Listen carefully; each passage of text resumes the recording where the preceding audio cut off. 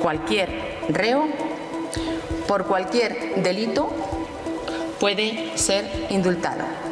La Abogacía General del Estado hasta el día 2 de noviembre no formula en ningún momento escrito de conclusiones provisionales, es decir, escrito de acusación provisional. Es así y ese es el procedimiento. Por tanto, no hay un cambio y no hay el primer momento de postura exactamente de la Abogacía General del Estado es precisamente el día 2 de noviembre. Buenas noches. Demostrado, parecía evidente hace unas semanas y cada vez más se convierte en una realidad. El gobierno ya es incapaz de negar que vaya a indultar a los golpistas separatistas encarcelados. La ministra de Justicia, Dolores Delgado, señalaba esta misma mañana desde la tribuna del Congreso que no cierran la puerta a hacerlo, pero es que esa puerta ya estaba abierta desde hace mucho tiempo. Para ello se ha querido escudar en la ley, la de indultos que data de 1870. Dice Delgado a la oposición que pretenden saltarse la presunción de inocencia. Resulta que hace un año el Partido Socialista, Pedro Sánchez, hablaba sin tapujos de un delito de rebelión, cosa que ya está negando.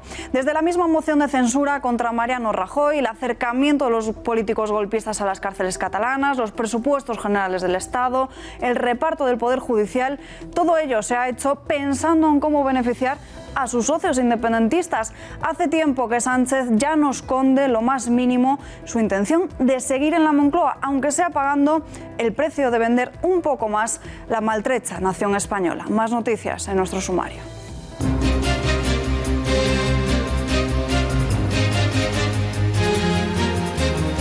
Después de la polémica por María Dolores de Cospedal, ahora al PP le salpica el asunto Cosidó. El actual portavoz de la formación en el Senado fue, según OK Diario, el alto cargo ministerial que coordinó la operación policial para recuperar documentos sensibles en poder de Bárcenas y que acorralarían a Soraya Sáenz de Santamaría, María Dolores de Cospedal y Javier Arenas. Cosidó se desmarca de todo ello. Ni en esa que ustedes comentaban, ni en ninguna otra hubo por parte de este director o de yo como director de la policía, ningún tipo de injerencia en esas investigaciones. Pasaban las 11 menos cuarto de la mañana cuando la ministra de Economía, Nadia Calviño, respondía a una cuestión sobre el sector bancario formulada por Podemos. Justamente en ese momento saltaron las alarmas, eso sí, de un simulacro de evacuación en el Congreso de los Diputados. Se vació la Cámara Baja en menos de 5 minutos y Ana Pastor fue la última en salir.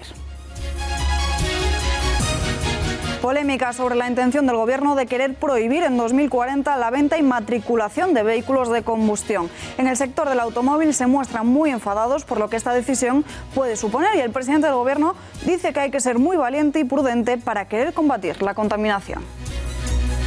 Eso pregúnteselo a Merkel, que la tiene para el año 2030. Yo creo que no. Tenemos que ser valientes en todo lo que tiene que ver con el cambio climático.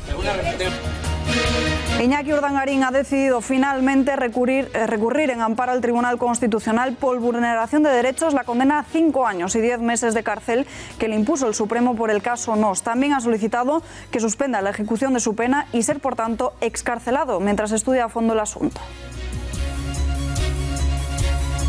Errejonistas y pablistas volvieron a ratificar ayer su pulso entre los partidarios de la alcaldesa de Madrid, Manuela Carmena, y aquellos que defienden el mecanismo de primarias para los militantes de Podemos antes de confluir en la plataforma que propuso la exjueza. Pablo Iglesias ha roto su silencio, pide discreción y garantiza un acuerdo para hacer una candidatura conjunta. Y creo que la gente está harta de llevar cuestiones internas a los medios de comunicación. Por eso yo no voy a hacer declaraciones sobre este asunto, lo que voy a hacer es trabajar para que logremos esa candidatura. No era sin tiempo. El gobierno de Pedro Sánchez admite por fin que las cifras de inmigración sobrepasan las previsiones y que los centros de inmigración están completamente desbordados. Ha destinado, atención, 5 millones de euros para la contratación del servicio de interpretación de declaraciones orales y traducciones escritas en lenguas distintas del idioma castellano.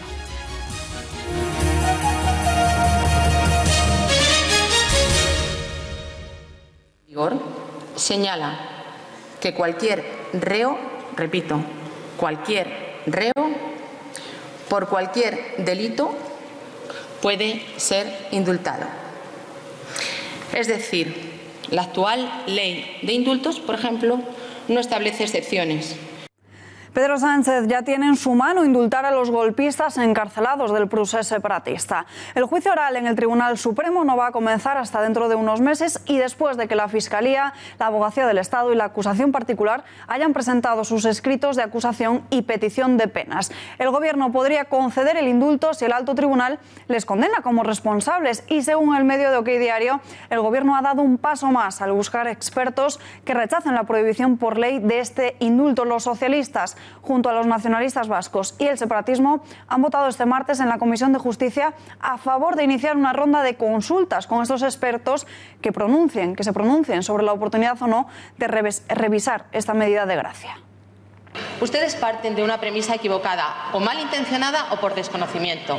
La Abogacía General del Estado, hasta el día 2 de noviembre, no formula en ningún momento escrito de conclusiones provisionales, es decir, escrito de acusación provisional. Es así y ese es el procedimiento. Por tanto, no hay un cambio y no hay el primer momento de postura exactamente de la Abogacía General del Estado, es precisamente el día 2 de noviembre. Pablo Casado no da tregua al presidente del Gobierno. En el pleno de la Cámara Baja de esta misma mañana, el líder de los populares ha pedido a Sánchez que no pacte con los separatistas para sacar adelante los presupuestos. Casado ha aludido a su doble personalidad. Si usted fuera responsable, pactaría más con los partidos que defendemos a España y menos con aquellos que quieren romperla. Por ejemplo, ¿apoyaría usted nuestra propuesta para prohibir los indultos a aquellos condenados por rebelión en vez de votar ayer en contra de una ley de convivencia y de símbolos del Partido Popular? O, por ejemplo, ¿forzaría usted legalmente la equiparación salarial que logramos desde el Partido Popular en vez de callar cuando Pere Aragonés desde la Generalitat dice que la policía y la Guardia Civil son unos delincuentes? O, por ejemplo, ¿defendería la seguridad jurídica en España suprimiendo el impuesto de actos jurídicos documentados en vez de meter inseguridad jurídica en el sector del automóvil, proponiendo la supresión de los coches de combustión y arriesgando 200.000 empleos? Mire, señor Sánchez, haga caso al otro señor Sánchez.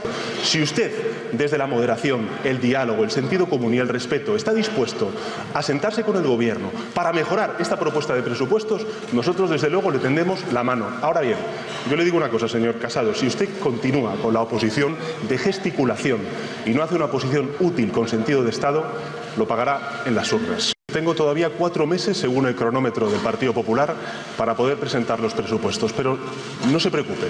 Antes de final de año, este Gobierno cumplirá y trabaja en plazos para presentar a la Cámara los presupuestos que necesita este país. Tal y como nos tienen acostumbrados desde que el PSOE aterrizase en la Moncloa, Carmen Calvo y Dolors Montserrat se han vuelto a enzarzar en lo que ha sido uno de los principales rifirrafes de esta mañana. La vicepresidenta del Gobierno ha descalificado las preguntas de la Popular y su trabajo al frente del Ministerio de Sanidad durante la legislatura de Mariano Rajoy. ¿Cree el Gobierno que la paciencia de los españoles es infinita? Señora Montserrat, yo vengo aquí cada miércoles a cumplir con mis obligaciones en esta sesión de control con el máximo respeto institucional y político a su persona, pero es que usted hace unas preguntas. Yo vengo con el mismo respeto, pero sí es cierto que hace unos días usted protagonizó uno de los momentos más memorables de su carrera política. Nos asombró a todos los españoles. Usted justificó la metamorfosis del señor Sánchez. Usted, como si fuese el rey Salomón, dividió a Sánchez en 2 mitades. En el doctor Sánchez, que ve clarísimo el delito de rebelión, y al presidente Sánchez, que no ve nada. Usted necesita una pareja artística, y no soy yo. Y hablando de arte, que usted lo ha utilizado, a mí se me viene a la cabeza Cicerón, y usted cada día se parece más a Catilina. Nos lo podíamos esperar. El Gobierno pretende indultar al separatismo, que ha puesto en jaque la unidad e incluso la continuidad de España como nación. Editorial con Rafa Núñez de Huesca.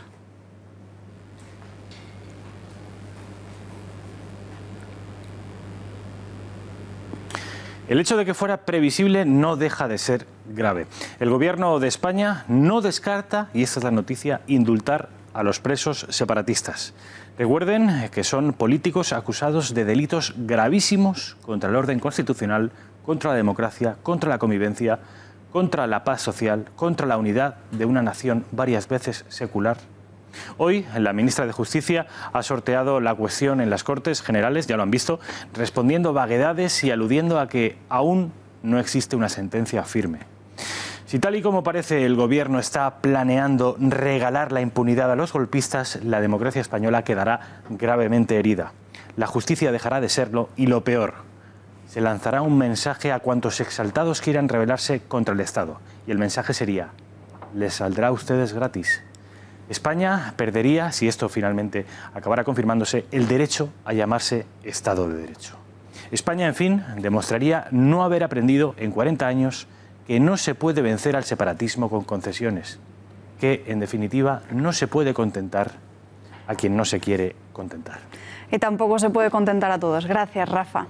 Otra de las polémicas que ha conseguido colarse en la Cámara Baja han sido unas declaraciones del expresidente José María Aznar en un acto de ayer de su promoción de su último libro. Para el que fuera dirigente de nuestro país, España vive hoy el momento más grave de los últimos 40 años a raíz del conflicto catalán, un problema del que acusa al Ejecutivo de ser cómplice.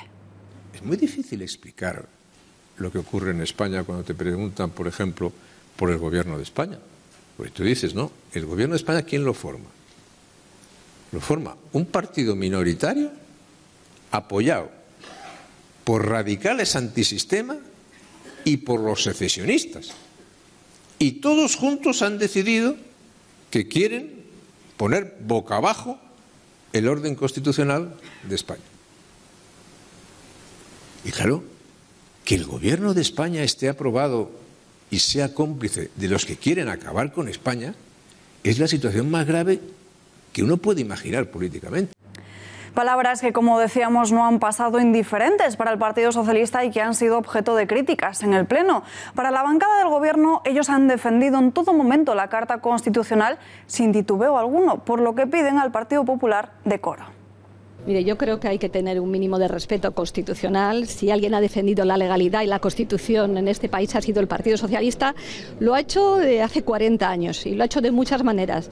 Desde personas muy militantes del partido que fueron asesinadas por ETA por defender la Constitución, y en los últimos tiempos quiero recordarle al Partido Popular que quien apoyó el artículo 155 fue precisamente el Partido Socialista. Así que un poquito más de respeto.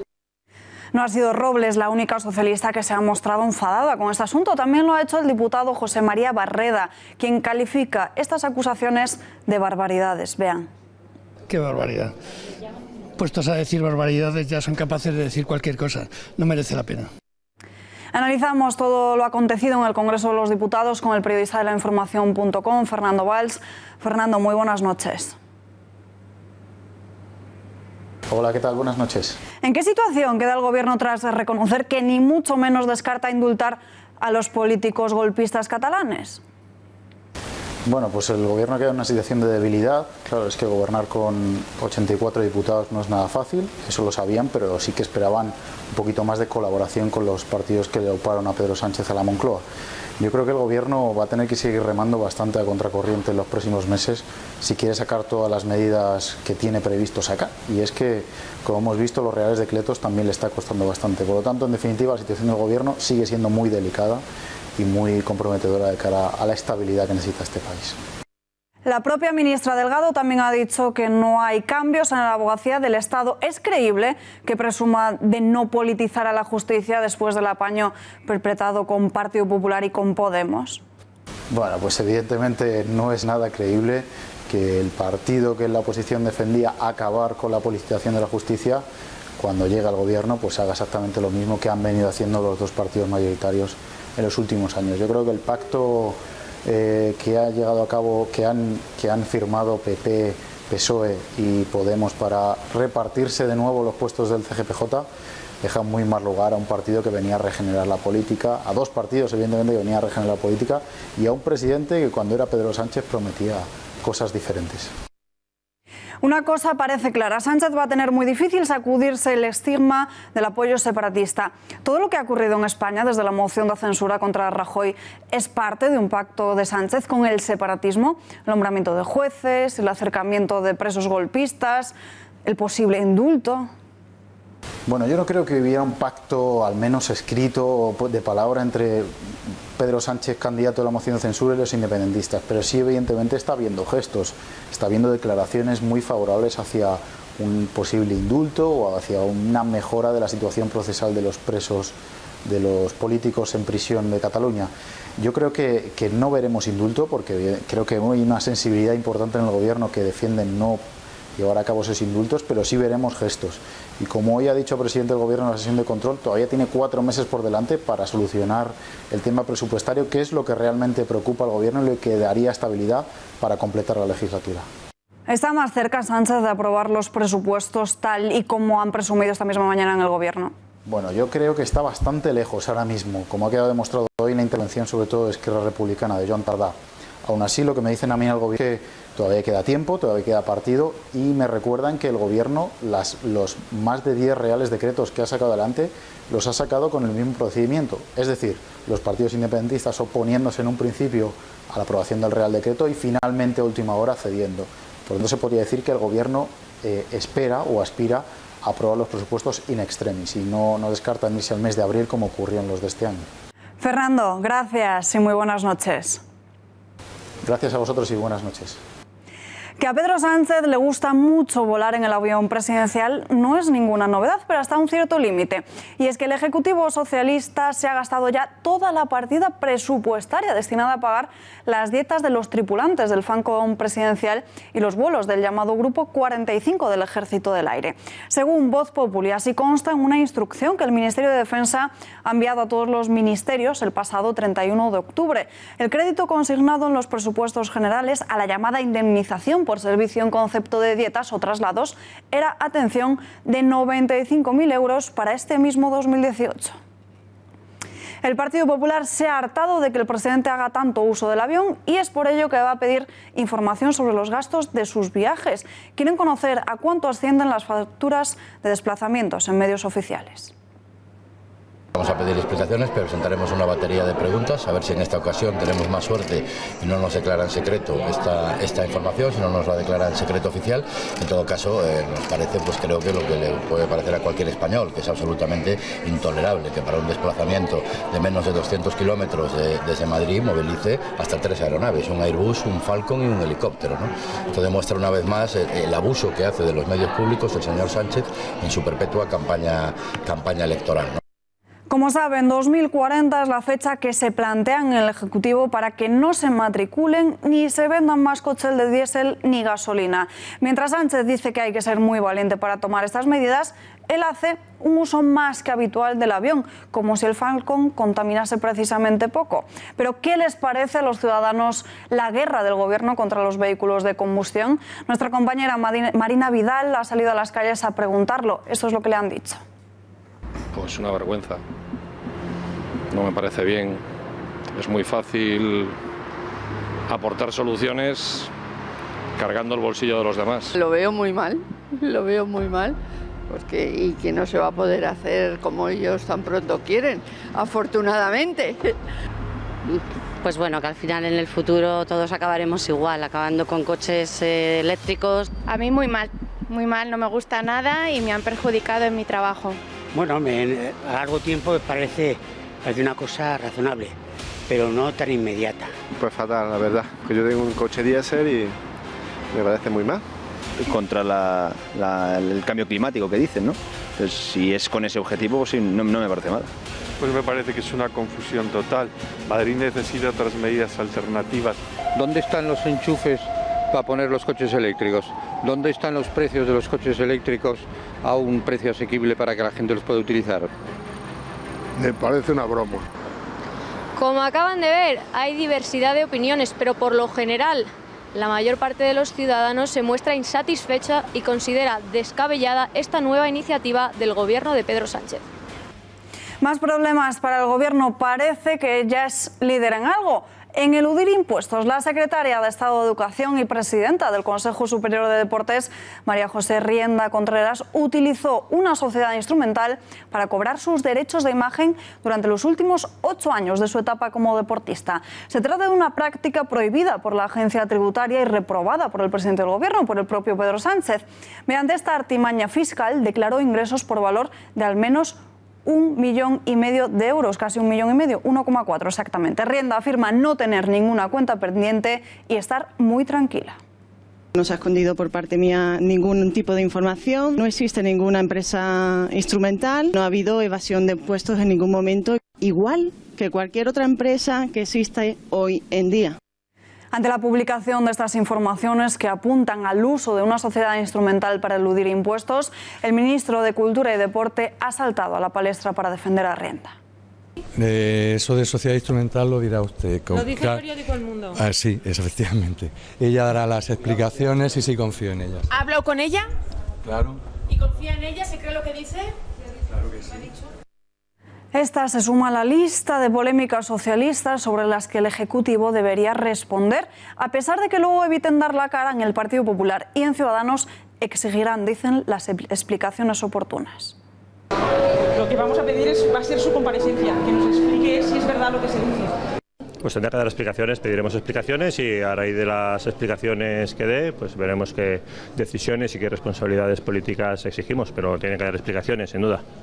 Fue Ignacio Cosidó, el ex número 1 de la policía y el actual portavoz del Partido Popular en el Senado, el que dirigió la operación policial creada para rescatar información sensible del Partido Popular. Esta historia de topos y macrooperaciones se la venimos contando durante todos estos días y está siendo desvelada por OK Diario. Se trata de documentos que el ex tesorero Luis Bárcenas se habría llevado de Génova 13 y que salpicarían a las que fueron las dos mujeres fuertes de la formación, María Dolores de Cospedal, Soraya Sáenz de Santamaría, y también a Javier Arenas. En 2014 se habría creado esta operación con los comisarios Villarejo y García Castaño para recabar esa información y eliminarla. Hoy hemos conocido, según el digital de Eduardo Inda, que fue Cosidó el que la dirigió, una operación que, como recordamos, usaron al chofer de Bárcenas para conseguir rescatar toda esa información sensible del PP, por el que el chofer percibió una cantidad de 48.000 euros a razón de un salario mensual de 2.000 euros. Hoy, como decíamos, hemos conocido que Cosidó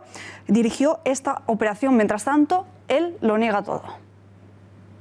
Ni en esa que ustedes comentaban, ni en ninguna otra hubo por parte de este director o de yo como director de la policía ningún tipo de injerencia en esas investigaciones. Hablamos ya de todo este asunto con el autor de esta información, con el periodista de OK Diario, Manuel Cerdán. Manuel, muy buenas noches. ¿Qué tal? Buenas noches. ¿Seguía Ignacio Cosidó las órdenes de Mariano Rajoy? Bueno, Ignacio Cosidó seguía las órdenes que se habían establecido previamente de la operación, que nace de Moncloa, el de Rajoy da el visto bueno, pero claro, su jefe directo es el ministro del Interior, en aquel momento Jorge Fernández Díaz, pero claro, él tiene autonomía, al ser director general de la policía, es el responsable de los equipos que llevaban a cabo toda esta operación para recuperar los papeles de Bárcenas. Luego, él tenía autonomía para dirigir la operación porque era quien la coordinaba. Se habla de material sensible en esos documentos, pero ¿hasta qué punto podrían acabar con la carrera política de Cospedal, Arenas y de Santamaría? Mira, si se pone en marcha este operativo en el que se contrata al chofer, que se lo convierten en topo, se le paga una cantidad importante de dinero de los fondos reservados, después lo hacen, les regalan el título de policía, de inspector de policía, quiere decir que lo que buscaban era algo importante, que querían recuperar y que esa importancia pues va proporcionalmente al nivel de las personas que querían proteger. La vicepresidenta del Gobierno, la secretaria general del Partido Popular y Javier Arenas, que era un personaje importante también en la trastienda del Partido Popular. Esos documentos, que todavía no se conocen cuáles son, sí podemos decir que eran documentos de importancia para el Partido Popular. María Dolores de Cospedal ha sido la última popular en abandonar el barco por los escándalos que le salpicaban. ¿Forzará Pablo Casado su salida del partido, la de Cosidó? Mira, yo creo que la salida de Cosidó del partido en estos momentos es algo precipitado. Yo creo que sí le afecta en su imagen porque es el portavoz del Partido Popular en el Senado. Pero claro, estamos ahora en una investigación judicial en la Audiencia Nacional que está en ciernes y que todo esto irá cogiendo cuerpo. Conforme avance la investigación se irán perfilando cuáles han sido las responsabilidades y el papel de cada uno en todo este operativo de espionaje contra Bárcenas, que se hace de manera extrajudicial. Yo creo que es pronto para decir qué puede ocurrir con el portavoz actual del Senado, ¿no? ¿Está justificado el uso de un dinero que principalmente se utilizaba para sufragar las operaciones contra el crimen organizado y la lucha contra el terrorismo? Pues el dinero de los fondos reservados, que por ley se destinan a luchar contra las mafias y contra el terrorismo, ahora yihadista, entonces también del terrorismo de ETA, no tienen ninguna cabida en una operación extrajudicial con contenido político contra un ex tesorero del Partido Popular. Tiene paradoja que se utilicen fondos reservados en un caso de corrupción para tapar la corrupción y con fondos reservados. O sea, es que no se mantiene por ningún lado la justificación de ese tipo de dinero, que es un dinero que legalmente está muy constreñido a una serie de asuntos de materia judicial. Manuel Cerdán, gracias por estar en este informativo. Buenas noches. Gracias a vosotros. Hasta otro día. El Partido Popular ha sacado el tema de las tarjetas Black en el Congreso y se ha llevado un rapapolvo. Magdalena Valerio les ha afeado que saquen el tema de la corrupción cuando ellos tienen la sombra de la Gürtel y las nuevas informaciones que les salpican. Hay que tener cuajo, señoría, para venir aquí a esta Cámara a hablar de corrupción en Andalucía cuando ustedes están en el banquillo de la oposición por la corrupción del Partido Popular y por la sentencia Gürtel, entre otras minucias. Hay que tener cuajo. El reparto judicial con el que se han despachado el Partido Popular y el Partido Socialista sigue dando de qué hablar. Como saben, ambas formaciones se llegaban a un punto de encuentro pactando ese Consejo General del Poder Judicial en el que 11 de sus miembros serían progresistas y otros 9 más conservadores, y como presidente Manuel Marchena. Hoy Margarita Robles ha hecho una defensa del nombramiento de Manuel Marchena como nuevo presidente del Consejo General del Poder Judicial. Escuchen. Una transparencia que ya se quisiera que en otros tiempos hubiera habido esa transparencia y siempre dentro del marco de lo que establece la ley actualmente vigente. No comparto esas críticas, creo que es sano que en democracia haya críticas, pero entiendo que lo que se está haciendo con transparencia y con el cumplimiento de la ley, una ley que ha sido declarada constitucional por el Tribunal Constitucional y que, insisto, exige una mayoría cualificada para el nombramiento de los vocales y, por tanto, exige que haya diálogo entre los partidos políticos. Ciudadanos ha sido ese partido que se ha mantenido al margen de negociar los asientos del Consejo, una decisión que se enmarca para las filas naranjas en un engaño a los españoles. Hay que cambiar el sistema para nombrar a los jueces y tienen que ser los jueces los que elijan a los jueces. Otra forma de esa significación que estamos diciendo. El Partido Popular y el Partido Socialista, Sánchez y Casado, dicen a los españoles que rompen relaciones, es decir, engañan a los españoles porque por detrás están poniéndose de acuerdo, por un lado, para pasarse información, para tapar su corrupción, y por otro lado, para repartirse el Poder Judicial, para mantener sus zarpas dentro del Consejo General del Poder Judicial. Hasta los republicanos repudian estos movimientos de populares y socialistas. En Esquerra son de los de la opinión de que esto obedece a que en España no hay división de poderes, sino un reparto de cromos. Señor presidente, a nuestro parecer, el sistema judicial español es endogámico y clasista, con una élite de magistrados y jueces muy reaccionaria, a los cuales al parecer no les importa prevaricar en beneficio de los poderes fácticos, sean estos los bancos o Cristina de Borbón. Y es machista, tal como se vio con la sentencia de La Manada, y tiene reminiscencias fascistas. Solamente hace falta ver el comportamiento de la Fiscalía, equiparable a la antigua Brigada Político-Social. No nos vengan diciendo que en España existe una escrupulosa división de poderes. Lo que existe es un reparto de poderes. Las titulares de Economía y Hacienda sacan pecho por su gestión del impuesto de actos jurídicos documentados. Tanto Nadia Calviño como María Jesús Montero han presumido de ello en el Congreso de los Diputados. Apuntan a que era necesario luchar contra los abusos de las entidades bancarias y que han sabido solventarlo con mucha rapidez. Por supuesto que en este país quienes gobiernan no son los buitres o los bancos, gobierna entre otros esta Cámara. Déjeme simplemente dos pequeñas pinceladas de lo que está haciendo el Gobierno. En primer lugar, como he señalado, se trata de un sector sujeto a regulación, el sector bancario, una regulación prudencial, una regulación de comportamiento, supervisión nacional, supervisión comunitaria y, por tanto, es imprescindible luchar contra los abusos, es imprescindible garantizar la aplicación de la normativa aplicable. Creo que en un tiempo récord el Gobierno ha respondido tanto a una demanda ciudadana como a una controversia que se ha generado en el plano judicial con respecto a la hipoteca y, por tanto, por supuesto, en este como en cualquier otra fiscalidad, el Gobierno velará para que no repercuta en los productos financieros o no repercuta en las actividades que se desarrollen a partir de este momento. Lo hará a través de la creación de la Autoridad de la defensa de los productos financieros en la que está trabajando el Ministerio de Economía y lo hará como siempre y, por supuesto, persiguiendo que no se haga uso de las cláusulas abusivas. Tezanos lo ha vuelto a hacer. El CIS da el pistoletazo de salida a la campaña electoral en Andalucía, que comienza en 48 horas. Según el nuevo barómetro publicado hoy, la actual presidenta de la Junta de Andalucía podría repetir como tal después de los comicios del 2 de diciembre. Eso sí, pactando. Susana Díaz con el Partido Socialista ganaría las elecciones con el doble de votos que el resto de los partidos. Los socialistas contarían con 45-47 escaños, resultado muy similar al que obtuvieron en el pasado 2015.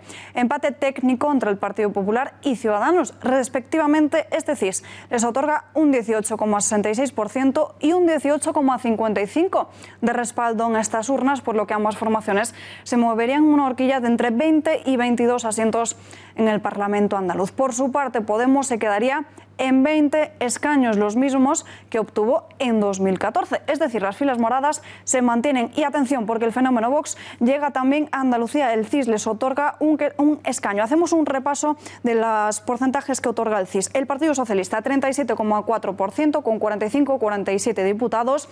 Ciudadanos, con 18,5%, con 20-22 asientos en el Congreso. El Partido Popular, mismos asientos en el Congreso, con un poquito de una décima por encima, muy ajustados. Después Podemos con un 19,3, 20 escaños, y Vox, el fenómeno Vox, llega también a Andalucía con un escaño.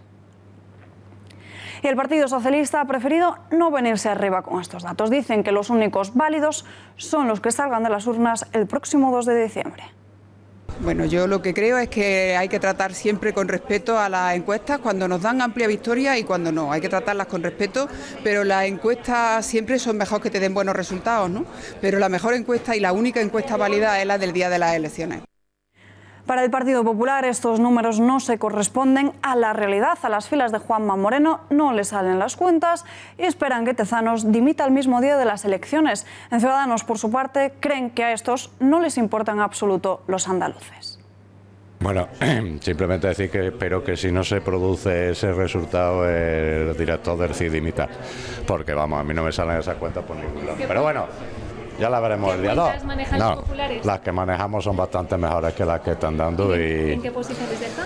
¿En qué posición? Yo creo que muy buena posición. Y yo me da la sensación que hay bastante nerviosismo en el PSOE y este CIS que han sacado una demostración. Mira, yo... sobre el CIS, sí, no, los datos del CIS, que son una broma, vamos. El cabeza de lista de Vox para las andaluzas, como saben, es Juan Serrano, y ha querido poner en evidencia que otros sondeos les otorgan más resultados y mejores. Así lo ha plasmado a través de su perfil personal de Twitter, en el que dice: otras encuestas nos dan una horquilla de 2-3 diputados. Lo que está claro es que la presencia de Vox en el Parlamento andaluz es inevitable. Nos tendrán, dice, al frente Vox con la libertad, Andalucía por España. Gabriel Rufián, descendiente de andaluces, se mofa de Santiago Abascal al lomo de un caballo en tierras de la región. A través de Twitter, el republicano apunta, lo van a ver ahora mismo en sus pantallas. Así es como los señoritos se paseaban con la vara entre jornaleros. Nos tendréis enfrente, vayáis de verde o de naranja. El líder de Vox no se ha quedado callado y ha respondido a Rufián. Atentos a la contestación. Mira, Rufián, yo soy de Amurrio y te digo que en mi pueblo hay pocos señoritos del PNV, y tú, que eres de origen andaluz, cuando llamas señoritos a Morante y su escuadrilla, demuestras una ignorancia total sobre tu propia tierra, sus costumbres y sus gentes. Pregunta en casa. Patán. Rufián no ha vuelto a contestar a esto. Puede ser que se haya quedado sin argumentos para hacerlo. Errejonistas y pablistas volvieron a ratificar ayer su pulso entre los partidarios de la alcaldesa de Madrid, Manuela Carmena, y quienes defienden el mecanismo de las primarias para los militantes de Podemos antes de confluir en la plataforma que propuso la exjueza Manuela Carmena. Pablo Iglesias ha roto su silencio, pide discreción y garantiza un acuerdo para hacer una candidatura conjunta. Y creo que la gente está harta de llevar cuestiones internas a los medios de comunicación. Por eso yo no voy a hacer declaraciones sobre este asunto, lo que voy a hacer es trabajar para que logremos esa candidatura.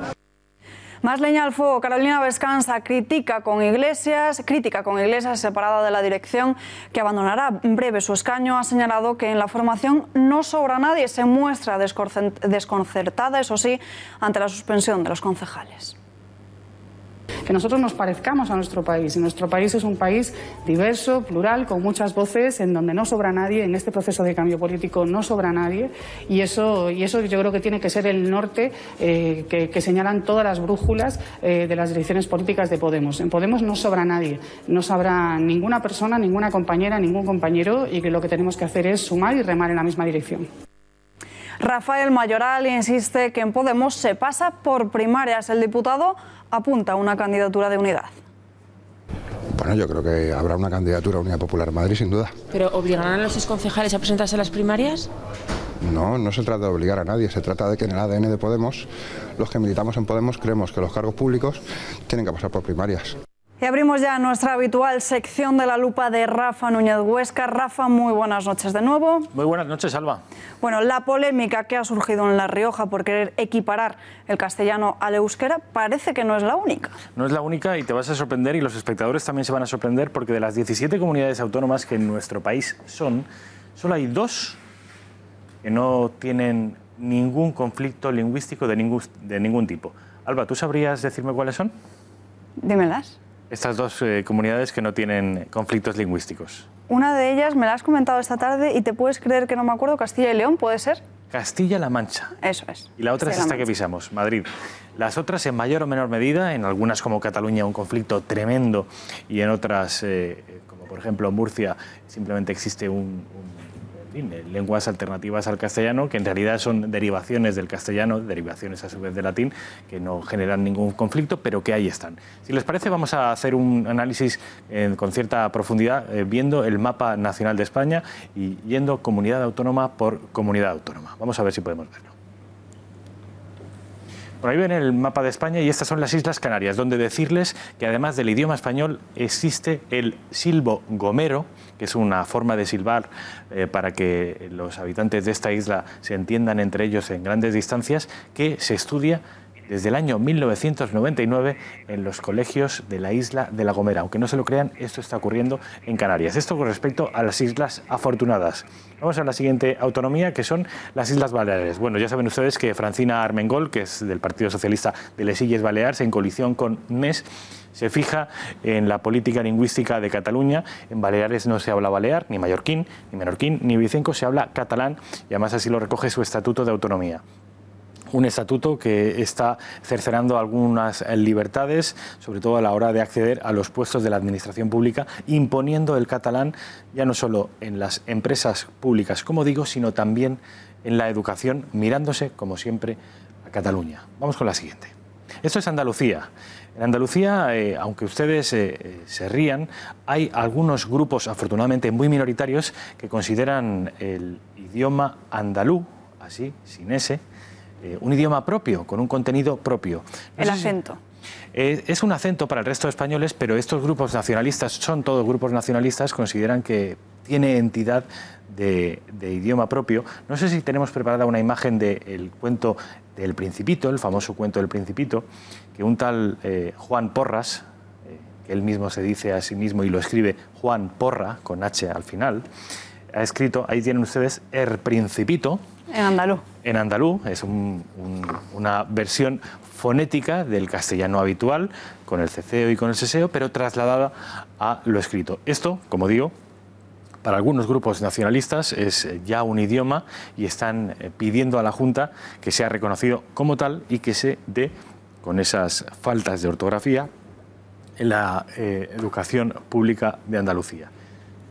Como ven ustedes, El Principito es una obra que lleva ya como un par de años a la venta. Todas estas cosas absurdas que hoy no se refutan, en el futuro quedarán consolidadas. No sé si sabes que el Principín, en asturiano, lleva 20 años a la venta. Nos sigue pareciendo absurdo, pero es que si estas cosas las vamos admitiendo, llegamos a los absurdos. Vamos con la siguiente comunidad autónoma, porque, como digo, solo hay dos en las que no haya ningún tipo de conflicto lingüístico.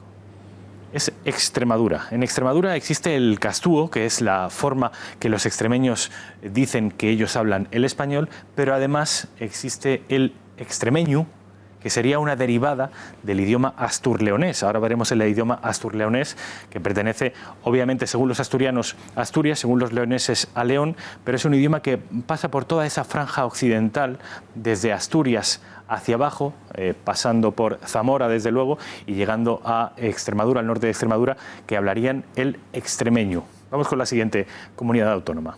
Entiendo que se están llevando algunas sorpresas. Esto es divertido, incluso para mí, cuando he estado investigándolo. Esto es Murcia, donde se habla el panocho, que es el idioma propio de la huerta murciana, pero también se habla el murciano, que sería una derivación del idioma aragonés. Murcia fue repoblada en gran medida por aragoneses y en este caso el idioma murciano sería un dialecto del aragonés. De manera que en Murcia, además del castellano, tendríamos el panocho y tendríamos el murciano. Vamos con más comunidades autónomas. En este caso, la comunidad valenciana. La comunidad valenciana, que es mi tierra, es una comunidad que lleva 3 años en manos del Partido Socialista y de Compromís, y que, a pesar de que su estatuto de autonomía designa la lengua propia de la Comunidad Valenciana como valenciano, es una modalidad lingüística que se está catalanizando cada vez más y que mira de nuevo, como los Baleares, también al modelo catalán. Hay ya algunos pueblos, más de 70 en la Comunidad Valenciana, en los que no se puede, literalmente no se puede estudiar en castellano ni una sola asignatura, a excepción hecha obviamente de la lengua castellana. Es un proceso de inmersión lingüística que, como digo, lleva algunos años de retraso con respecto a Cataluña, pero que está forjándose y que el Partido Socialista, ahora mismo en el poder en la Comunidad Valenciana, está intentando, como digo, acortar los tiempos respecto del modelo catalán. Vamos con la siguiente comunidad autónoma. En este caso es la comunidad de Castilla y León, que alguien podría pensar que debería ser una comunidad sin ningún tipo de conflicto lingüístico. No es el caso, porque en Castilla y León, en concreto en León y en Zamora, se habla la modalidad lingüística asturleonesa de leonés. Los leoneses le llaman leonés, los asturianos le llaman fabla o asturiano, y pertenece también, como digo, a Castilla y León. Se estudia en algunos institutos y también en la provincia de Zamora, que saben ustedes que está debajo de León, también en una parte de ella se habla esta lengua leonesa. De manera que, si ustedes pensaban que en Castilla y León no había una lengua alternativa al castellano, también la hay, y muchos grupos y asociaciones intentan vigorizarla e intentan que tenga algún tipo de representación mayor en la administración pública. Decir que el Estatuto de Autonomía de Castilla y León reconoce esta lengua alternativa al castellano. Vamos con la siguiente autonomía.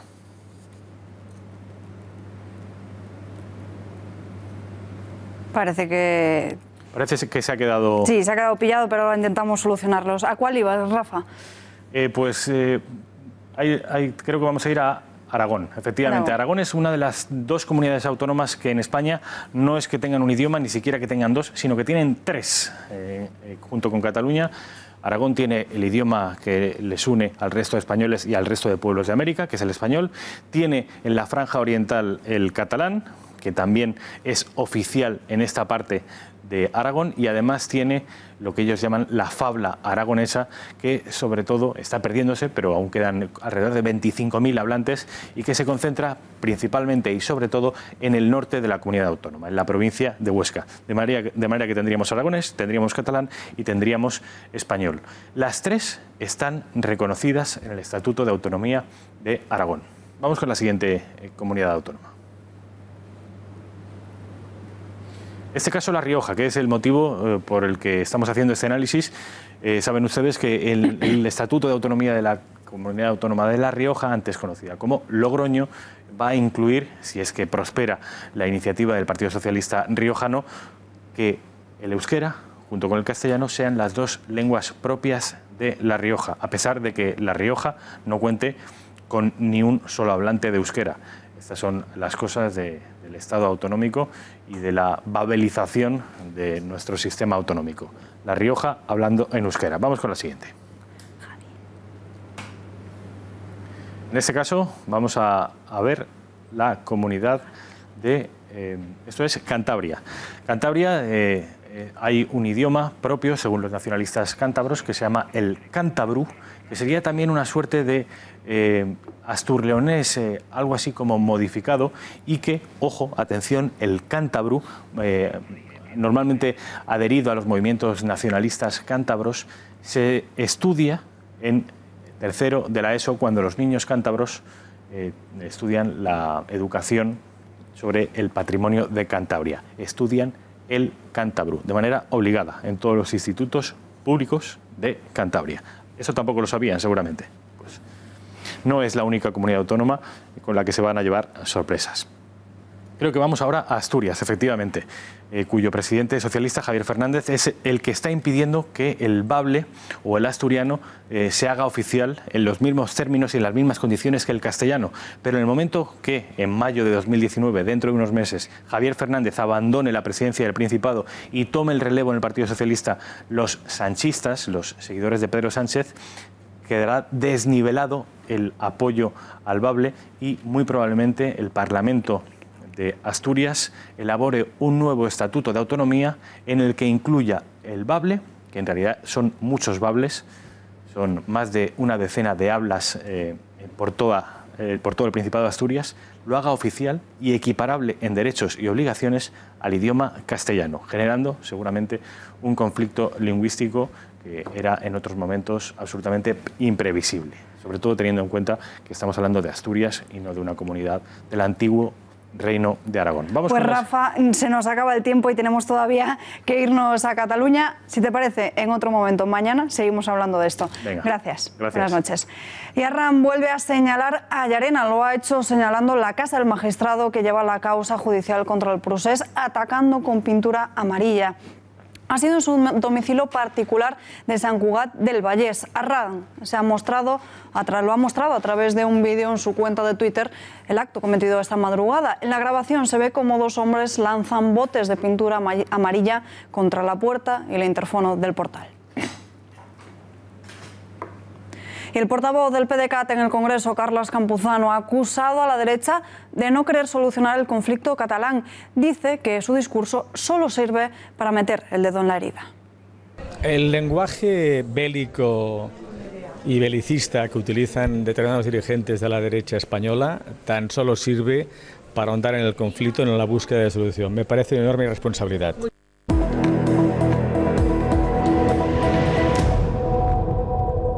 En página de sucesos, detenida una mujer en Málaga acusada de fingir una violación múltiple para ocultar una relación sexual con su vecino. La denunciante dijo que había sido raptada por 4 individuos, pero la policía, tras 5 meses de investigación, ha concluido que había simulado el delito. De supuesta víctima, la mujer ha pasado a detenida por un delito contra la Administración de Justicia. Y este es el esperado anuncio de la Lotería de Navidad de este año. Aquí tienes tu café. ¿Y la Nochebuena qué? ¿Al pueblo como siempre?